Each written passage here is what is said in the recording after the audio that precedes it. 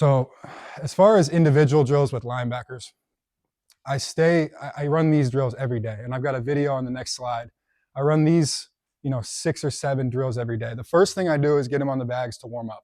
So they got to get their feet moving. They got to, go over them 1 foot in each, 2 foot in each, shuffle back and forth. So I start with the bags, and that's really just to get them moving, get their pad level down, get their blood flowing. And then I go to basic drops, get their hips moving. I do a hook drop, so I do a strong hook drop, a weak hook drop, and then I do flip hips just to get their hips loosened up, get their hips moving in space. The next thing I go to is I do a wrap and roll tackle almost every day. And that's, in my opinion, that's the most common way to tackle. It's what you see. Every player can do it, whether you're a big player, whether you're a D lineman, whether you're a DB. It's that wrap and roll tackle where you grab the hips, you dislodge the hips from the side, and you twist them down. The next thing I do is a leverage tackle, which I teach. I don't want to draw it on the board, but I teach almost like a banana. It's like a banana path when you're going at a guy. I call it the banana path. So you want to track that near hip. And if you go at a straight line, a lot of times that guy's able to cut back on you. But if you take a path that's almost curved towards the running back or the receiver, or whoever has the ball, you're able to cut off his back hip and cut off his cutback angle. So I teach the banana path with the leverage tackle, and I have a video of that next. And the last thing I do, and I do this block destruction every day, I have 3 ways to destroy blocks. Number 1 is the 2-hand strike, the basic 2-hand strike. And with the 2-hand strike, I teach thumbs up, hips through, and then chop down or swim up. That's the 2-hand strike. That's what everybody teaches. You go on the leverage sled, or you go on a pad that somebody holds like this, and you do a 2-hand strike. The next block destruction I teach is a dip and rip with speed. So it's getting your shoulders down, getting your hips down, getting low, and dipping and ripping through the blocker. The next one is the jump cut, and which a jump cut is, I kind of teach it like a running back. And I really like players, I really like linebackers who played running back in high school. It's one thing I look at that when I'm recruiting, is a guy who knows when he has a guy coming to block him, he knows how to stick his foot in the ground and jump around. And he has to be able to do all 3 of these, because you need different tools in your tool belt. Obviously, if you're a bigger linebacker, you're probably going to use the shock and shed, the 2-hand strike method more. If you're a smaller linebacker, you're going to use the jump cut or the dip and rip more.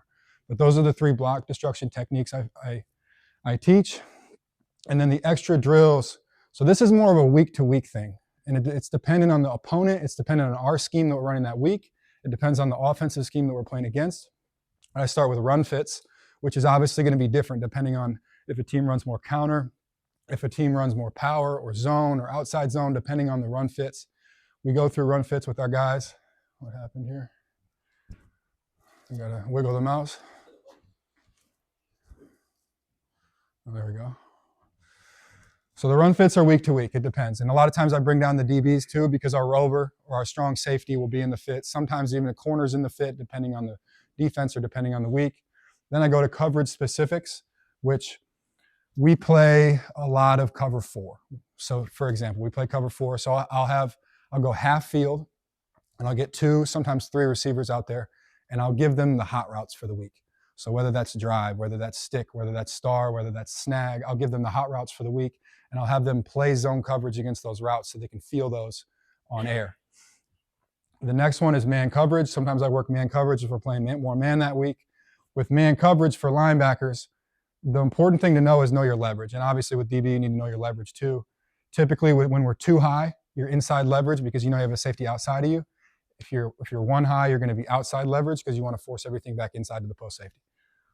And then cut block destruction, if we're playing an opponent that does a lot of cut blocking, like a option scheme, and they're cut blocking us a lot, we'll do cut blocks. And the way I work cut blocks is I take one of those big heavy balls. I don't know if you've seen those ones, and I roll it at them, and they destroy it with their hands, and they move their feet back, and then I have them go tackle after they destroy the block.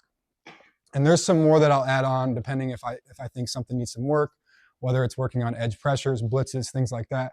I'll add things as we need it, but these are the kind of the basic drills that I rely on. And I'll show you a video here. So this is the first thing with the bags. I'm just having them go off reaction. I do a lot of reactionary stuff because I think football is a very reactionary sport. And then this part is really just getting their feet moving, getting their blood flowing. I do this as a warm-up. They stretch for about 5 minutes, and then they get right into this. Then we go into our drops. This is a weak hook drop, straight back. Then this is just flipping their hips 45. Pretty simple here. Getting their hips moving back and forth. I like to see guys' hips being able to be fluid. Then I go to the wrap and roll tackle. Great way to do it with the gator roll. And then here,